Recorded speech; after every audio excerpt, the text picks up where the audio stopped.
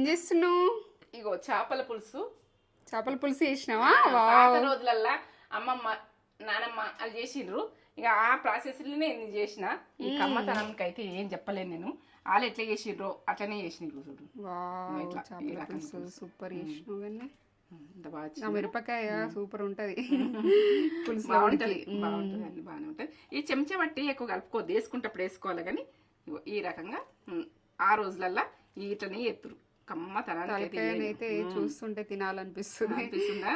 మీకు ఫేవరెట్ తలకాయ? నాకు ఇష్టం తలకాయ. చెప్పుర్రి మీకు ఎవరికి ఇష్టమో చెప్పుర్రి. ఏదైతే తలకాయనా తోకైనా టేస్ట్ ఓ లెవెల్ ఉంటుంది. అది మనము అనుకోకుండా అది టేస్ట్ అంటే ఇక అది చెప్పలేము. ఇక ఒక లైక్ అయితే కామెంట్ పెట్టారు, తగ్గేది లేదు.